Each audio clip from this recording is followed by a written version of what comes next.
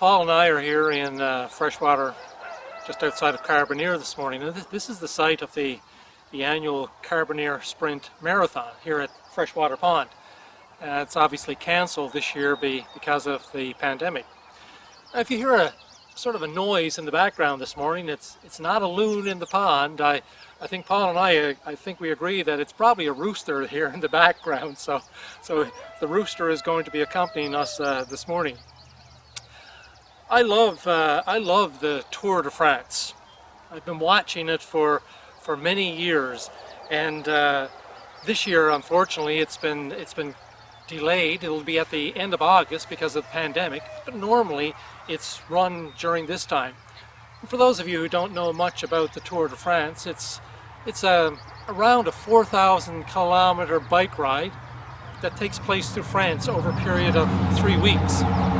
It runs through villages and towns, and sometimes you'll see them out in open countryside with lots of beautiful farms nearby, and then they have these grueling hills. And sometimes the riders are out there for 6 to 8 hours at a time, and probably the heat is around 40 degrees sometimes, and sometimes they cover up to 230 kilometers in one day. Did I mention the hills? I probably did. The hills are probably, some of them, 30 kilometers long. Now, it's not a hill like this. It's climbing for over 30 kilometers at a steep grade. It's not for the faint of heart. And the Tour de France always ends at the Champs-Élysées in Paris, and that's where the yellow jersey winner is crowned. And just please stay with me with the Tour de France theme, sort of. There's 176 riders in the race, and they're broken into teams. And if you ever watched it, you'll notice that those 176 riders are pretty much clustered together in a group. That group is called a Peloton, which is French for platoon, and they ride along a lot of the time together. But there's something amazing about the Peloton. There's a power into it.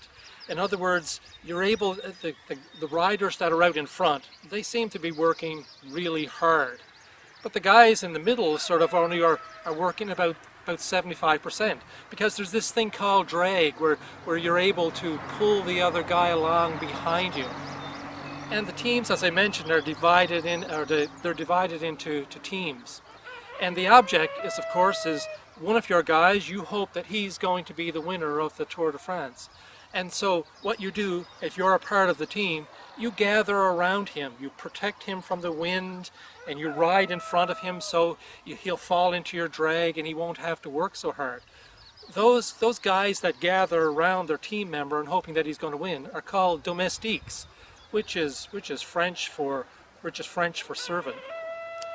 A long time ago, a wise man by the name of Solomon said that two are better than one. That if one falls down, another one is there to pick him up. Or that a rope of 3 strands is not easily broken. I think Solomon is trying to say is that as we travel through the hills and the heat and the challenges of life, we really need a Peloton. We need those other people that are there to help pull us along, and we in turn can pull them along as well. Jesus had a Peloton. Jesus had 12 that gathered around with him, but he also broke it down into a Peloton of 3 on one occasion. And by the way, Jesus wasn't Jesus wasn't there to win. He was the domestique. He said himself, I haven't come to be served, but to serve. Jesus was there to help others be pulled along and towed along the way. When I was first learning to ride my bike, my friend Andrew was coaching me. And we would go out for some long rides, and he would put me out in front because that was the safest place to be for me. And I would be riding along, and I would be pumping my pedals really hard, and I would be breathing my heart would be beating and my jaw would be clenched, and I was really getting into it.